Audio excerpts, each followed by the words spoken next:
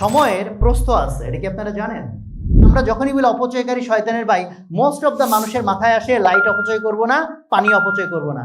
আপনি আপনার জীবন অপচয় করতেছেন। ফেসবুক ইউজ করা এই শব্দটাই ভুল। আমরা তো আর ফেসবুকে ইউজ করি না, ফেসবুক আমাদেরকে ইউজ করে। কোটি কোটি টাকা দিয়ে নির্মিত তাদের প্রোডাক্ট ফ্রিতে ইউজ করতে দিচ্ছে। আপনি গুগল ফ্রিতে ইউজ করতেছেন, ফেসবুক ফ্রিতে ইউজ করতেছেন, ও আপনার কাছে কিছুই বেচতেছে না। ও আসলে কি বেচে? আমরা সময়ের দৈর্ঘ্যর সাথে পরিচিত। সময়ের দৈর্ঘ্য বলতে কতক্ষণ, আমরা একটা কথা বলি না যে কতক্ষণ, বললেন যে ভাই 1 ঘন্টা 2 ঘন্টা 3 ঘন্টা, এটাকে বলে সময়ের দৈর্ঘ্য, রাইট? সময়ের প্রস্থ আছে, এটা কি আপনারা জানেন? প্রোডাক্টিভিটির মেইন জিনিসটা হলো সময়ের দৈর্ঘ্য আপনি চেঞ্জ করতে পারবেন না। আপনার 1 ঘন্টা, আমার 1 ঘন্টা, ওনার 1 ঘন্টা আলাদা না, সমান? কিন্তু সময়ের প্রস্থ চেঞ্জ করা যায়।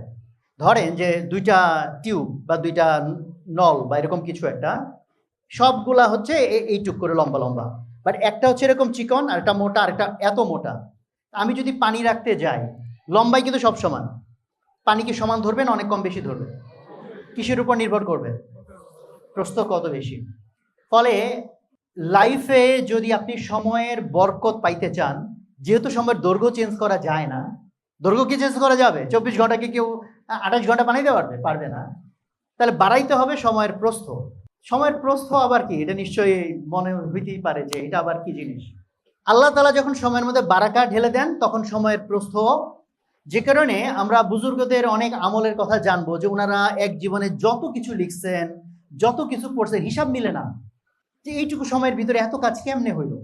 তো আমাদের বর্তমান সময়ে প্রবলেমটা হচ্ছে যে সময়ের দৈর্ঘ্য তো সময়ের দৈর্ঘ্য, যেটা ফিক্স আছে সবার জন্য ফিক্স।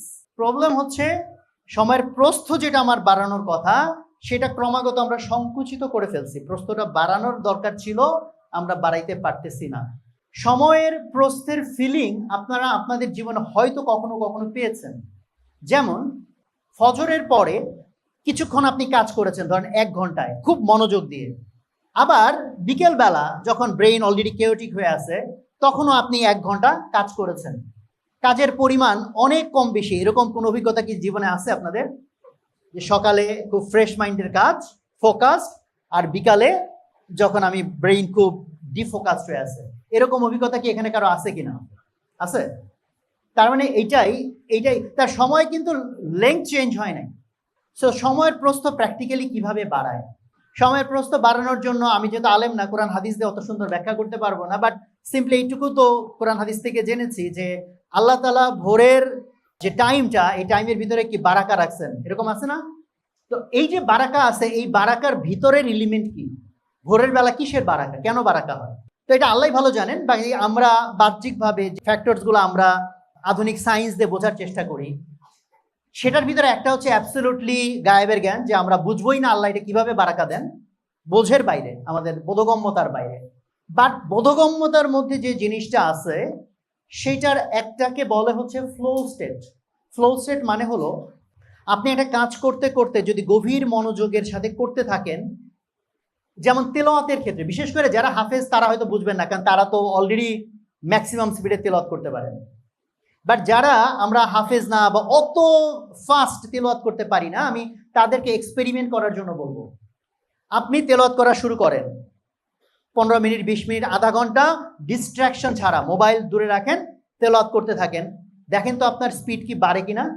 টানা কিছুক্ষণ আপনি তেলাওয়াত করতে থাকবেন, দেখবেন স্পিড বাড়তে থাকে, মানে মারাত্মক বাড়তে থাকে। ইভেন আপনি যদি কাউন্ট করেন, বেস্ট কাউন্ট যদি করেন, যে আপনি ধরেন আয়াত বা পেজ কাউন্ট করলেন, ঘড়িতে মাঝে মাঝে লাগলে সময় দেখলেন, এভরি হাফ অ্যান আওয়ার পর দেখেন আপনি কত পাতা করে পড়লেন, দেখেন আপনার স্পিড হিউজ বাড়তে থাকবে। এটা তাদের জন্য না যারা অলরেডি হাই স্পিডে পড়তে পারে, বলতেছি যে তাদের জন্য, যাতে বোঝা যায়, মানে স্পিডের ডিফারেন্স বোঝা যায়। এটা কেন হয়?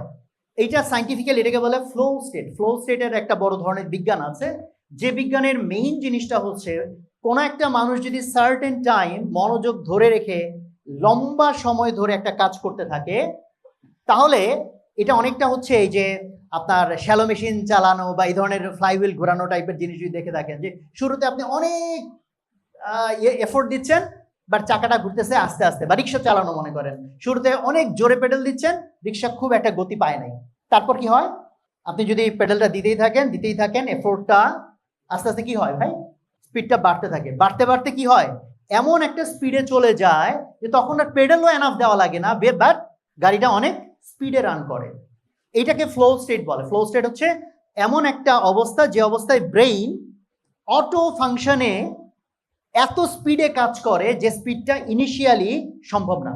এই স্পিডটা আসতে একটু সময় লাগে, যাই রিক্সা চালানোর মতো বা ইঞ্জিন স্টার্ট দেওয়ার মতো।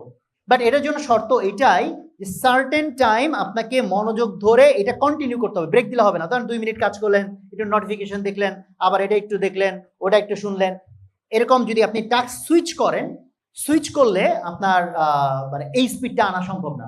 এই স্পিডটা আপনি যত আনতে পারবেন তত হচ্ছে টাইমের প্রশস্ততা বাড়তে থাকে, সেম টাইমের ভিতরে আপনি আরো অনেক বেশি কাজ, এবং ব্রেইন প্যারালাল প্রসেসিং শুরু করে দেয় ইভেন। যেমন দেখেন, আমি যদি কোরআন তেলাওয়াত দেই, মানে এক্সাম্পল দেই, আমি এটা ফলো করে দেখছি। ধরেন আমি যখন যে কোনো একজন যখন একটা পেজের দিকে তাকাচ্ছে, যে কোনো একটা ওয়ার্ডের দিকে তাকাচ্ছে, অ্যাকচুয়ালি আমরা যখন তাকাই তখন আমাদের চোখ কিন্তু পুরো পেজ থেকেই কিন্তু আলো আসে, রাইট? বাট আমরা যে ওয়ার্ডটাতে ফোকাস করতেছি তখন ওই ওয়ার্ডটাতে আমরা মনোযোগ দিয়ে ওয়ার্ডটাকে আমরা বুঝতে পারি। তার সাথে আবার জের আছে, জবর আছে, পেশ আছে, তাসদিদ আছে, ইত্যাদি ইত্যাদি আমাদের ব্রেন ক্যালকুলেট করতে থাকে। বাট আপনি যত এটার হচ্ছে ফোকাসটা ধরে ধরে সময়টা দিতে থাকবেন, তত হয় কি, এই যে চোখের কাছে সব দিক থেকে আলো আসতেছে, ও এতক্ষণ অল্প একটু অংশ প্রসেস করতে পারতো, বাট এখন সে আরো অনেক বেশি জিনিস একসাথে প্রসেস করতে শুরু করতে পারে। মানে আপনি এই ওয়ার্ডটা পড়তেছেন, পরের ওয়ার্ড পড়ার আগেই আপনার ব্রেন ওখান থেকে ইনফরমেশন নিয়ে ওই ওয়ার্ডের মানে উচ্চারণ অথবা অর্থ অনেকটুকু আপনার ব্রেনকে অলরেডি সে ফিট করে দেয়। সো মেকানিজম বুঝি আর না বুঝি, বাট ফ্যাক্ট হচ্ছে যে টানা কাজ করতে হবে এবং হচ্ছে ফোকাস নষ্ট না করে। এইটা যদি হয় তাহলে আপনি এত অল্প সময়ে এত বেশি কাজ করতে পারবেন, যেটা অ্যাকচুয়ালি নর্মালি যদি আপনি বারবার সুইচ করেন এটা জীবনেও সম্ভব না। যেমন এটার একটা সহজ এক্সাম্পল, এখন যেহেতু সময় নাই, বোর্ড থাকলে হয়তো আমি এখনই আপনাদের এক্সপেরিমেন্ট করে দেখাইতাম, বাট আপনারা নিজে বাসায় গিয়ে একটু এক্সপেরিমেন্ট করে নিজে একটু চেক করবেন যে বারবার যদি আমরা টাস্ক সুইচ করি, ডিফোকাসড হই, তাহলে অ্যাকচুয়ালি প্রোডাক্টিভিটি কিভাবে ফল করে।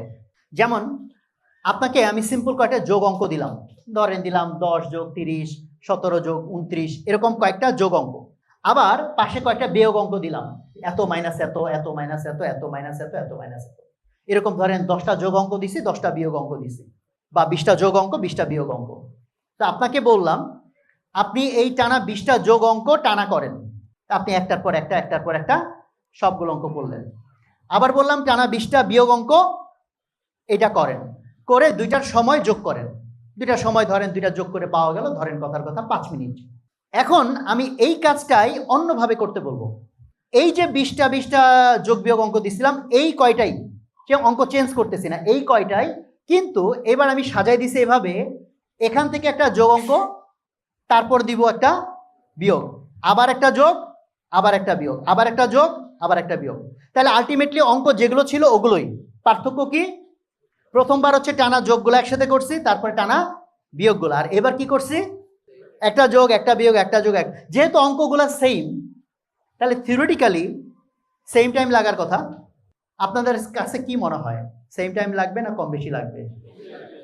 এবং অনেক বেশি, বেশ বেশি লাগে। আপনারা এটা এক্সপেরিমেন্ট নিজেরা করে দেখেন, কেন সেম অঙ্ক কেন সময় বেশি লাগতেছে। ব্রেইনকে বারবার কি করতে হচ্ছে, সুইচ করতে হচ্ছে। এভরি টাইম ব্রেন যখন সুইচ করে, নতুন ফাংশনে যায়, ব্রেন ওই যে রিক্সা স্টার্ট করার মতো, একটা স্টার্ট করতে গেলে একটা যে বেশি এনার্জি যায়, এনার্জি বেশি যায়, বাট স্পিড থাকে কি কম। সো আমরা যত সুইচ করব তত আমাদের সেম কাজ করতে টাইম লাগবে অনেক বেশি, বা উল্টা বললে যত আমি ব্রেনকে ফোকাস রাখবো এবং ডিস্ট্র্যাক্টেড হব না, তত আমার কম সময়ে অনেক বেশি কাজ হবে। এটা হলো সিম্পল কথা। ফলে আপনি পড়তেছেন কিছু একটা, কিছুক্ষণ পরে আবার ইউটিউবে ঢুকলেন, একটু ভিডিও দেখলেন, আবার এটা নোটিফিকেশন চেক করলেন। এই যদি হয় আপনার লাইফস্টাইল, তাহলে প্রোডাক্টিভ হওয়ার স্বপ্ন বাদ দিতে হবে। সো একজন আমাকে কোয়েশ্চেন করেছিল যে মাহমুদুল হাসান সোহাগ হোসেন, আপনার কোনো আছে কিনা? তা আলহামদুলিল্লাহ, যে আল্লাহ তাআলা যতটুকু যা আমার লাইফে দিছে তার জন্য শুকরিয়া, বাট আমি এখনো মনে করি না যে খুব বেশি কিছু করে ফেলছি লাইফে। তবে যতটুকু আল্লাহ তাআলা দিছেন তার মধ্যে আল্লাহ যে যোগ্যতাগুলো দিছেন ওইটার ভিতরে কোন যোগ্যতাটা আমি যদি ক্যালকুলেট করি যে এটা হয়তো আমি যতটুকু আল্লাহ করতে সামর্থ্য দিচ্ছেন এর পিছনে ভূমিকা রাখছে। এটার ভিতরে একটা বললে হয়তো আমি বলবো আমার মাইন্ড কন্ট্রোল, আর দুইটা বললে হয়তো আমি সাথে বলবো পজিটিভিটি। আমি যে কোনো সিচুয়েশনে খুব পজিটিভ থাকার চেষ্টা করি বা ওর মধ্যে পজিটিভ চিন্তা করি। সো মাইন্ড কন্ট্রোলের যে বিষয়টা, এটা আমি জানি না, কারণ এগুলো আল্লাহ তাআলার দেওয়া, যে এটা আমার ভিতরে কিভাবে হয়েছে। বাট ছোটবেলায় আমাকে কেউ এটা বলে নাই, কেউ ইন্সপায়ার করে নাই, কেউ শিখায় নাই, বাট আমি একটা এক্সপেরিমেন্ট নিজে নিজে করতাম।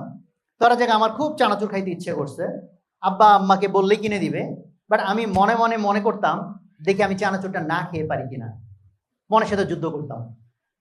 মানে এটার জন্য কোনো বেনিফিট ছিল না, কেউ আমাকে বলে নাই।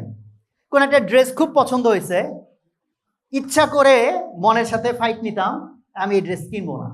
এটা কেন করতাম আমি জানি না, বাট এই প্রক্রিয়াটা মেবি এটাকে আমার এই মনকে নিয়ন্ত্রণ করার যে যতটুকু যোগ্যতা, সেটাকে আই থিঙ্ক আরো এনহ্যান্স করছে, আরো শক্তিশালী করছে হয়তো।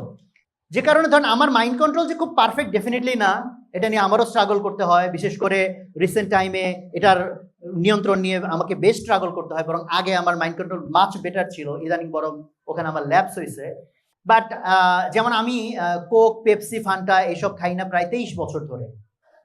এবং আমি যখন ছাড়ছিলাম 2003 সাল, যখন হচ্ছে আমেরিকা ইরাক আক্রমণ করে, তখন তো আমি ছিলাম না, ইসলামিক টাইপ ছিলাম না, বাম টাইপের ছিলাম, নাস্তিক টাইপের ছিলাম। বাট তখন হচ্ছে আমেরিকা যে আক্রমণ করছে ওটাকে আবার বামপন্থী যারা, তারাও এটাকে সাম্রাজ্যবাদী আক্রমণের বিরুদ্ধে বয়কট আন্দোলন করছে। আমিও সেই বয়কটে জয়েন করে কোক ছাড়ছিলাম।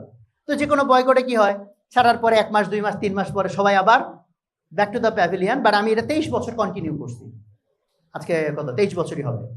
তো এখন এই 23 বছরে খেয়াল করেন, এবং মাঝখানে কিছুদিন তখন বাংলাদেশি কোনো ড্রিঙ্ক ছিল না, 2003 সাল। পরবর্তীতে বাংলাদেশি ড্রিঙ্ক ওই যে মোজো টোজো আসছে, কিছুদিন আমি মাঝখানে মোজো খাইছিলাম, এখন যেমন আমি কিছুই খাই না, মানে কোল্ড ড্রিঙ্কস খাই না। বাট চিন্তা করেন ওই আমলে 2003 সাল, তখন আমি স্টুডেন্ট, গরমের দিনে বিশেষ করে সবাই কোল্ড ড্রিঙ্কস খাচ্ছে, যে কোনো বাসায় দাওয়াত খাইতে গেলে সবাই কোল্ড ড্রিঙ্কস খাচ্ছে, বিশেষ করে গরমের দিনে। দেন আমাকে এভরি মুমেন্ট নিজের সাথে ফাইট করতে হচ্ছে যে আমি এটা খাবো না। এটা কি ইজি? ডিফিকাল্ট। কিন্তু যে কোনো মাসল, যেমন ধরেন আপনি আপনার হ্যান্ড মাসল করতে চান, তাহলে কি একবার এরকম করলেন আর মাসল হয়ে যাবে? সো এভরি টাইম আপনি যখন এটাকে কি করবেন, বারবার বারবার পুশ করবেন, তখন এটা মাসল গ্রো করে। সো আপনার মাইন্ডের যে কন্ট্রোল পাওয়ার, এটাকে যদি মাসল হিসেবে মনে করেন, সো এটাকে যদি স্ট্রেস না দেন, এটাকে যদি আপনি ব্যায়ামের মধ্যে, ব্যায়াম মানে কি রিপিটেটিভলি একটা জিনিস করা, যে না দেন, তো এটা স্ট্রং কিভাবে হবে? বুঝাইতে পারছি কিনা? সো এই কথাটার সাথে আগের কথা আমি কানেক্ট করার জন্য বলতেছি যে আমাদের প্রোডাক্টিভিটির প্রবলেমের মেইন প্রবলেম হচ্ছে মাইন্ডের উপর কন্ট্রোল নাই। কি নাই? মাইন্ডের উপর কন্ট্রোল নাই। যেমন ফেসবুক আমি ইউজ করি না বহুত বছর। ফেসবুক ইউজ করা এই শব্দটাই ভুল, আমরা তো আর ফেসবুকে ইউজ করি না, ফেসবুক আমাদেরকে ইউজ করে। তো ফেসবুক আমাকে ইউজ করতে পারে না অনেক বছর হয়ে গেছে, সেন্টেন্সটা একটু কারেক্ট করলাম। বাট আমার 2017 সালে সরকার কোচিং বন্ধ করতে নিছিল, তখন গিয়ে আমি কয়েকদিন ফেসবুক চালাইছি, তখন গিয়ে বিভিন্ন ক্যাম্পেইন রান করা লাগছে আমার, যে কারণে বোধহয় আমি 1 মাস বা 1.5 মাস ফেসবুক রান করছিলাম। নাম্বার 2, আমি 2024-এর 5ই আগস্টের আগে পিছে ওরকম সময়ে বেশ কিছুদিন ফেসবুক ইউজ করছিলাম। সো যেহেতু লম্বা সময় ধরে ফেসবুক ইউজ করি না, মেবি 10, 12, 15 বছর হয়ে গেছে মেবি, যখন মানে ওই অ্যাক্টিভ ছিলাম সেখান থেকে। বাট এই যে আমি 2 বার আমার কাজের কারণে 1-1.5 মাস ফেসবুক ইউজ করতে হয়েছিল, তার ফলে আমার কাছে জিনিসটা আরো বেশি প্রকট যে এই জিনিস মানুষ চালাবে আর সে প্রোডাক্টিভ হবে, এটা কি কোনোভাবে সম্ভব? মানে অ্যাটলিস্ট আমার কাছে এটার অ্যান্সার নাই।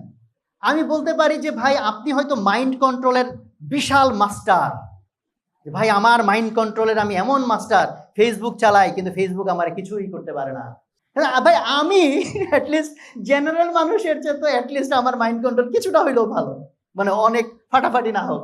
বাট এই আমি ফেসবুক এমনভাবে গ্রাস করে ফেলে, কারণ ওই 1 মাস আমি যে চালাইছিলাম 1 মাস 1.5 মাস বা এরকম একটা টাইম ফ্রেম, আমার মনে হয় আবার ব্রেইন ঠান্ডা করতে আমার মনে হয় আরো 3-4 মাস গেছে।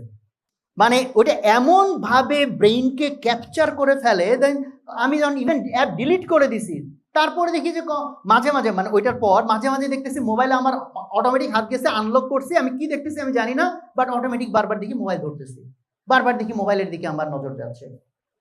তো আমি এটা একটা এক্সাম্পল বললাম যে কেন ফেসবুক, ইউটিউব বা এই যে সোশ্যাল মিডিয়া টাইপের জিনিসগুলো, এর অ্যালগোরিদম যে ডিজাইন করা, এটা তো অ্যাকচুয়ালি এখন তো অনেকগুলা রিসার্চ দ্বারা প্রমাণিত যে ড্রাগস দ্বারা অ্যাডিক্টেড হলে যে অ্যাডিকশন, এটা কোনোভাবেই ডিফারেন্ট অ্যাডিকশন না।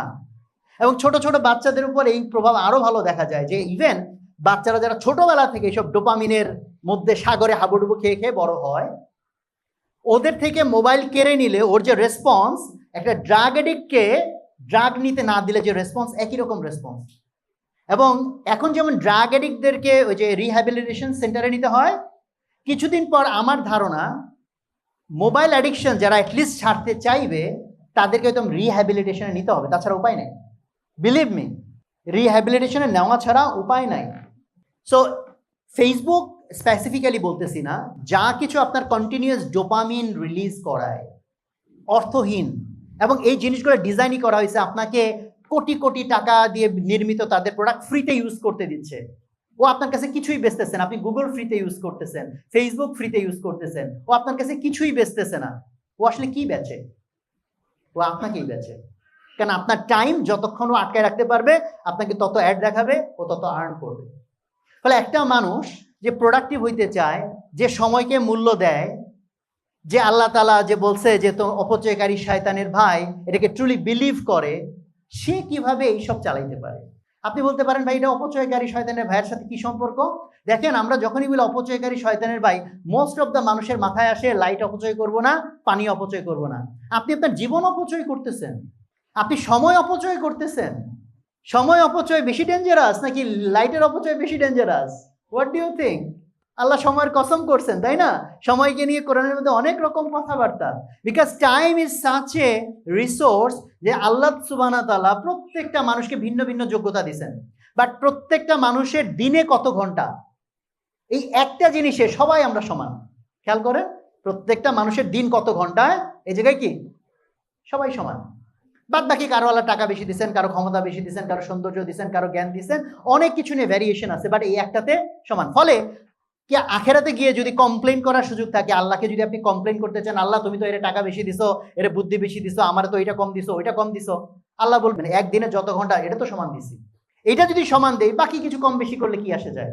কারণ এটা এমন রিসোর্স, যে রিসোর্স যদি আপনি প্রপারলি ইউজ করেন, তাহলে লাইফে আপনার যা গেইন করা দরকার, যা অর্জন করা দরকার, সেটা পসিবল। বাট সেই টাইমটাকে রাইটলি ইউজ করা। ফলে অপচয়কারী শয়তানের ভাই, এই কথাটার মিনিং যাতে শুধু ওইখানে আটকায় না থাকে, এটা শুধু পানি আর বিদ্যুৎ, তার চেয়ে অনেক বেশি মূল্যবান আল্লাহ তাআলার নিয়ামত কি? সময় এবং আপনার জীবন।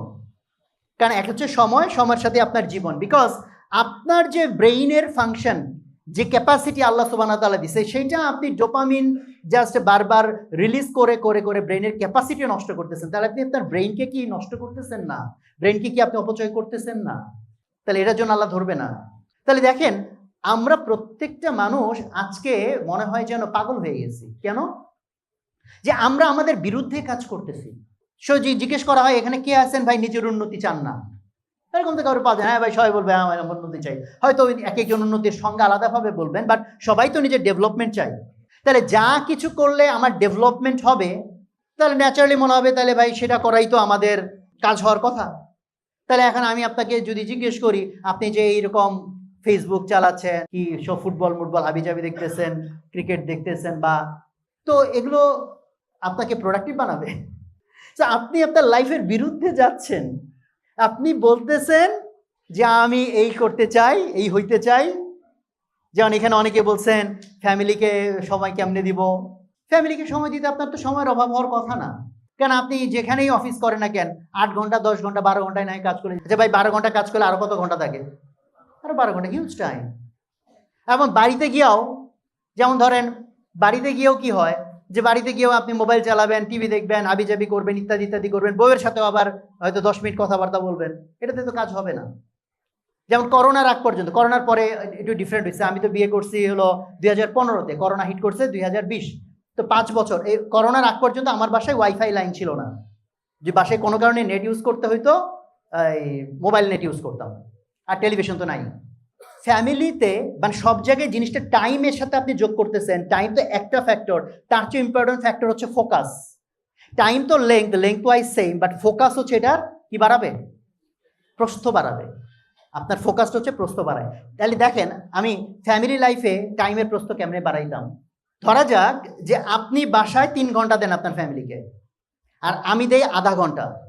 তাহলে থিওরিটিক্যালি জিনিসটা কি হওয়ার কথা, আপনার ওয়াইফ আমার চেয়ে আপনার উপর 6 গুণ খুশি থাকার কথা, কারণ আধা ঘন্টার 6 গুণ হচ্ছে 3 ঘন্টা। বাট আপনি 3 ঘন্টা কেমনে খরচ করেন বাসায়? 1 ঘন্টা টিভি দেখেন বা পেপার পড়েন, 1 ঘন্টা ফেসবুক চালান, 1 ঘন্টা বউরে দেন। আর আমি ওই প্রথম 5 বছর তো সবচেয়ে ইম্পর্টেন্ট, তখনই তো ফাউন্ডেশনটা তৈরি হয়, ট্রাস্টটা তৈরি হয়।